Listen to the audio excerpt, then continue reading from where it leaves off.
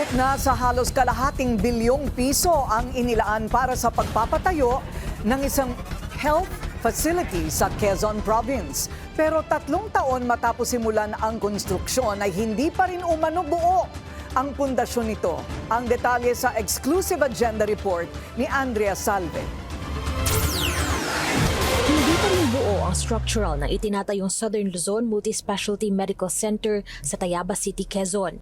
Kung sa kalahating bahagi makikita na ang pagkakahati-hati ng mga palapag, sa kabilang bahagi unti-unti pa lang itong itinatayo. 3 taon nang ginagawa ang ospital. April 2022 nang lagdaan ni former President Rodrigo Duterte ang pagtatayo sa nasabing medical center sa ilalim ng Republic Act No. 11702. Principal author nito si Nooy Quezon 4th District Representative at Committee on Health Chairperson Helen Tan na ngayon namumuno sa lalawigan bilang gobernador. Ang kanyang counterpart noon sa Senado na si Senator Bongo naman ang nag-sponsor nito. Inatasan ng Republic Act No. 11702 ang Nooy Secretary of Health na agad isama ang proyekto sa mga programa ng ahensya. Taon-taon itong may pondo sa Department of Health at Department of Public Works and Highways.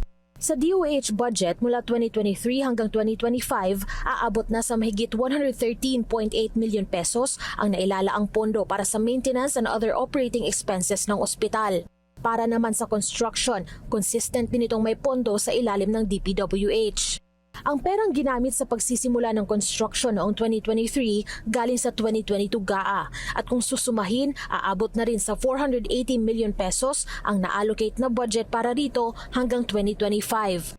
Sinuri namin ang transparency portal ng DPWH at doon ay lumabas ang 3 kontrata ng nasabing proyekto, isa sa kada taon mula 2023. Lahat ng ito na panalunan ng mga kumpanyang pagmamay-ari ng tinaguriang flood control royalty na sina Sara at Curly Discaya na ngayon revoke na ang mga lisensya.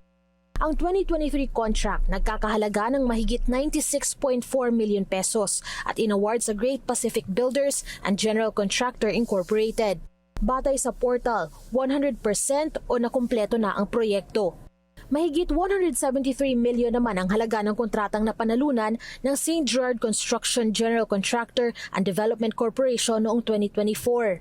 Pero hanggang ngayon, kung pagbabatayang muli ang portal, hindi pa nasisimulan ang bahaging ito ng proyekto.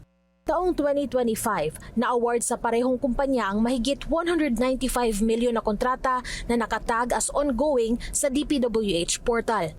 Para sa mga kontrata ng kumpanyang St. Gerard, si Curly Discaya ang pumirma sa mga ito. Kumatawa naman sa DPWH ang sinibak na Regional Director na si Jovel Mendoza.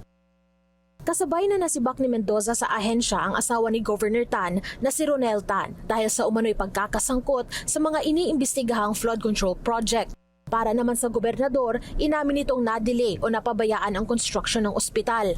Base sa mga larawan noong binisita niya ang site taong 2024, tila sinisimulan pa lang ang pagtatayo sa pundasyon nito. Anya, ito raw ay dahil hindi sapat ang pondong inilalaan para rito bawat taon. I think yung funding requirement, number 2 is that syempre yung efficiency, no, and inabot ng mga problema siguro ng DPWH, so nagka-delay sila sa mga implementation siguro, but the budget is actually not enough to finish it. Ilang beses na rin daw siyang sumulat sa 2 ahensya para i-prioritize ang construction ng ospital. Ayon naman sa health advocate na si Dr. Tony Liachon, sa ganitong mga proyekto, pare-parehong may pananagutan hindi lang ang DOH o DPWH kundi pati na rin ang LGU. Habang hindi pa tapos yung infrastructure, 3 silang responsable, DOH, LGU, tsaka DPWH. Construction to, siyempre DPWH yan, pero dapat pina-follow up. Imposible naman hindi natin i-follow up nandun sa kinasasakupan natin. Dapat pina-follow up, kaya nga dapat collaborative work. Ngayong taon may nakalaan pa ring 200 milyon na pondo para sa proyekto sa ilalim ng DPWH. Wala naman itong item sa DOH budget. Hiningi na ng Billionaire News Channel ang panig ng parehong ahensya para mabigyang linaw ang estado at kung paano magpapatuloy ang proyekto pero wala pa silang tugon sa ngayon. Para sa agenda, Andrea Salve, Billionaire News Channel.